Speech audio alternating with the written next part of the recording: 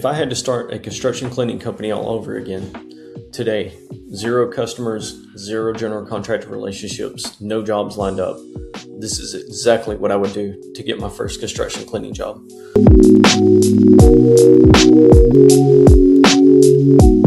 And the first thing that I would not do is I would not go spend thousands of dollars on equipment. I wouldn't buy a floor scrubber. I would not buy a pressure washer. I would not go and buy a trailer full of equipment. I wouldn't go to Home Depot and purchase a bunch of cleaning supplies or from Lowe's, because none of that makes you money if you don't have anybody paying you to use it yet. My first priority would be finding the people who can actually give me the opportunities to bid the construction cleaning work. And that's where I'm going to walk you through on this video.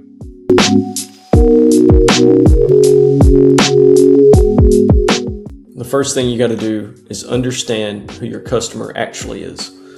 You need to understand who it is that needs construction cleaning and understand that that's completely different from residential cleaning. If you're cleaning houses, you might have a customer paying you $100 every 2 weeks. That's $200 a month. Some of you probably seen the short that I posted about this. If you wanted a $5,000 a month in revenue, you'd need to clean 25 different customers' homes. And then you got to keep going back and doing those same houses again. Construction cleaning works totally different. That's why you need to look and you need to target relationships with general contractors. Because one general contractor could potentially send me multiple projects, multiple $5,000 projects, multiple $10,000 projects.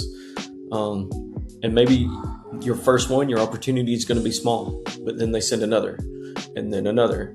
And those projects get bigger and bigger as you prove yourself that you can handle the work.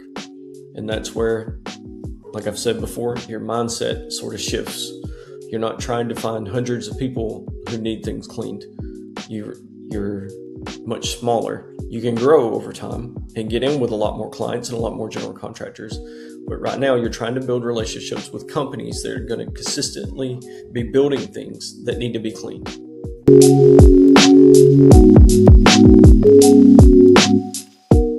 Next, you need to find out what's being built. So if I'm starting from 0, I'm not searching for cleaning customers. I'm looking for construction. I'm looking for general contractors. I'm looking for what's being built around me. I'm looking for schools. I'm looking for retail stores. I'm looking for restaurants. I'm looking for industrial facilities. I'm looking for hospital renovations. I'm looking for warehouses. I'm looking for hotels, office spaces, all those different things. There's apartments going up everywhere all the time. I'm looking for car dealerships. There are all types of facilities, even, I said hospitals, but even medical facilities. There's different retail jobs going up. Whatever commercial construction is happening in your area, that's in your market. Don't limit yourself to projects that are almost finished. That's a mistake. You're not going to front load work and schedule work out through the year. You're going to be constantly scrambling at the last second. If they're ready for final cleaning next week, they've never heard of you, there's a good chance that somebody else is going to get that contract. You want to start building relationships before they need you. So I'm looking for projects that are being planned, projects that are bidding, projects that are construction just started, and projects that are already like about midway through. And then I want to answer the question, who is the general contractor building that job?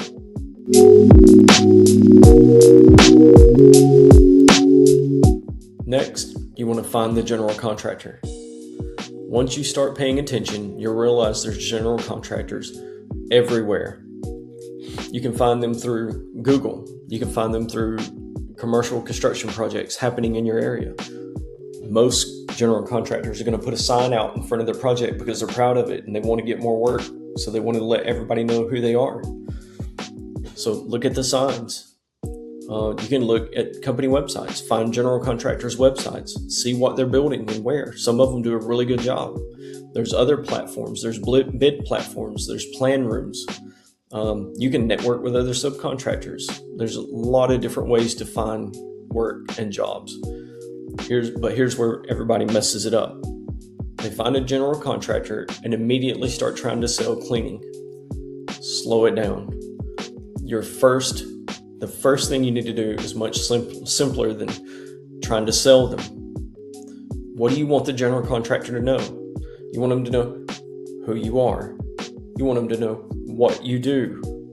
That's most of the important things. Like it's about building a relationship, right? You want the opportunity to bid their next work, not just that job. That's it.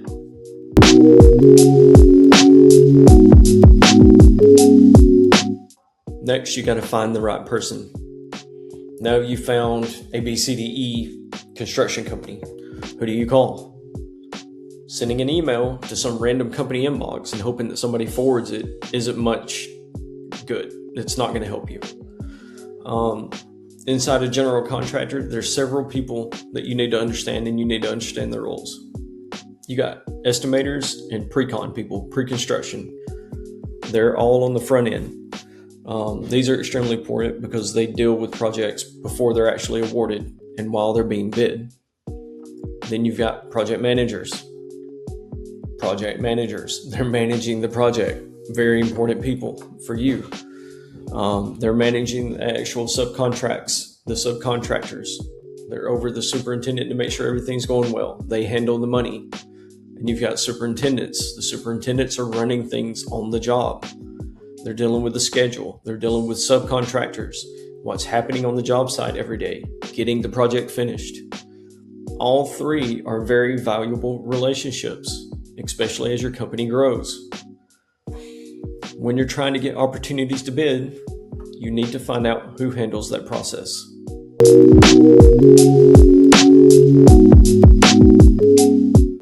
This is where people make this way harder than it needs to be. You don't need some incredible sales pitch. You don't need to call them and say, hey, will you give me a $20,000 cleaning contract? They're going to laugh. You're asking for an opportunity. You're not begging for work. Something as simple as, hey, my name is John. I own a commercial construction cleaning company. We handle rough, final, touch-up cleaning for general contractors. I'm trying to find out who handles your cleaning bids and how I can get added to your bid list. That's a completely different conversation than begging for work. Tell them, I'm not asking you to hire me today. What you're actually saying is, how do I get an opportunity to bid your jobs? Maybe you can give them a business card. Maybe you can give them an email address. Maybe they tell you who the estimator is. Maybe they want you to talk to the project manager directly. Maybe they have a subcontractor registration process. A lot of companies have you signed up like a vendor, even though it's a general contractor. Maybe they use a separate bid platform. All that's great and good. Now you're understanding how a GC distributes their opportunities, and document all this. Who did you talk to? When did you contact them?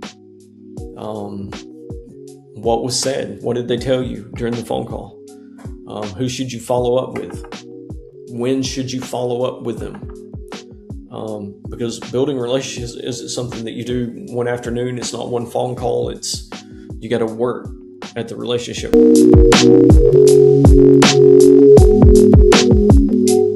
Get your first bid invitation. Eventually, something's going to happen. You're going to open an email and there's going to be a project for you to bid. Somebody's going to want pricing for a construction cleaning. This is where you have control. But you have to control your excitement at the same time. Because you're getting an opportunity doesn't automatically mean that you should bid it or that you're going to get it either. So, but if you did your due diligence and your research and you want to throw a price at it, then go ahead. But you need to understand what they're asking you to do. Did they send you a scope? A scope is where they tell you what they need, what needs to be cleaned. Do they need a rough clean? Do they need a final clean? Do they need a touch-up clean? Do they need all of them? Is this a big project? What size is the project? Is it small? Is it a lot of glass? What kind of flooring's in this building? Is it a restaurant? Is it going to be tile floors? Is it going to be carpet? How high is the ceiling? Will you be able to handle everything off a ladder? Is a ladder required? Do you need lifts? How tight is their schedule? What's the schedule? Are they asking you to be there tomorrow? And then how much time are they giving you to get it done? A lot of these have schedules and you have to meet the schedule and their deadlines. Are there any specialty services? Are there any things in the scope that you don't perform that you are not going to handle? You need to understand what you're agreeing to before you put a price on it. One of the easiest ways to lose money in this business is to win a project and you didn't understand what the scope was.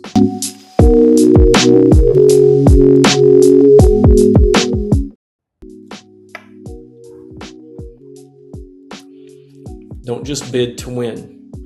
This is something I wish more people understood. The goal is not to win every project. If 5 companies are bidding a project and somebody throws out a ridiculously low number, let them have it. Because eventually they're going to pay to do that project in honesty. Winning a $20,000 contract that costs you $25,000, that's not winning. I'd rather lose a project when I priced it right than to pay to have to compete with somebody. And when you're starting out, you're going to be tempted. You're going to think, I just need this first job. So you're going to start cutting your prices. Maybe you knock off $1,000 off of it, and then maybe another $2,000. If you get really aggressive, maybe that's what you're thinking.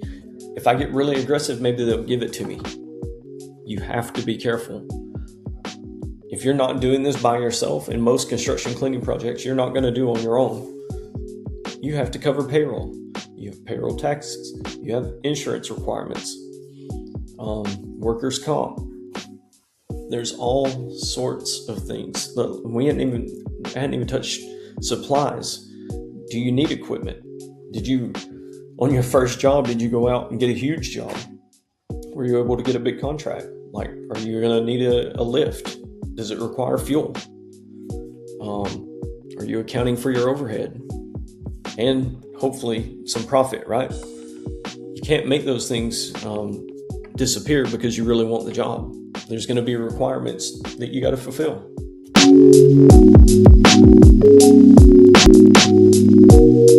You're going to lose bids. You need to expect this.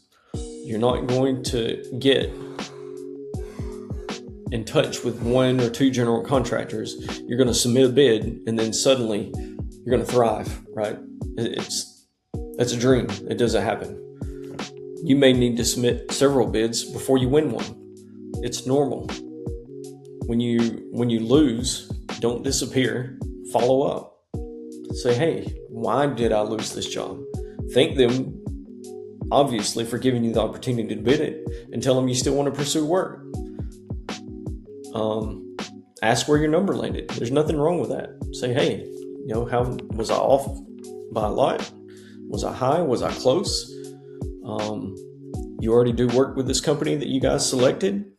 Ask. There's nothing wrong with asking. Were you missing something? Did you leave something off and they know that you left it off, so they went with somebody else? These are all possibilities. You're gathering information for the next time. And you're continuing to show that GC that you're interested in working with them and that you want to understand where you went wrong. Because here's what can happen. Maybe you didn't get project A. Maybe you don't get project B. Project C comes and the subcontractor that they've been using for cleaning is booked. Or that subcontractor didn't respond, or maybe they went out of business, or who knows, whatever. Or they messed up on a different project for them. Guess who's already been consistent in showing up and bidding and giving them numbers? It's you.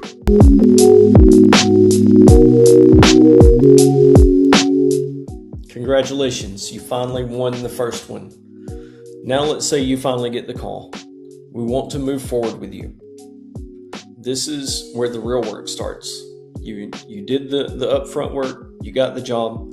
Now, just because you got that first project that's $5,000, $10,000, $2,000, whatever it is, whatever the contract happens to be, look at it as an audition. It's your first one. The general contractor is about to find out what it's like to work with your company. So when they schedule you, you're going to show up when you say you're going to show up. Were you on time? Were you late? Do you look professional? Do you communicate? Did you meet the schedule? Do you fix things if there's an issue? When you get called back for touch-up work, or if you miss something, how do you respond? Did you make the superintendent's life a little bit easier, or did you make it more difficult? Because if you perform that first project to perfection, you got something much more valuable than your first cleaning job. You're building that relationship. That's how businesses start compounding. One GC can turn into multiple projects. One superintendent can move to another company and they remember you, or maybe a project manager moves, they remember you. One successful project gives you experience. You can use it to win toward another project. That's how you get started. That's how you start building an actual construction cleaning company instead of constantly chasing one-off cleaning jobs.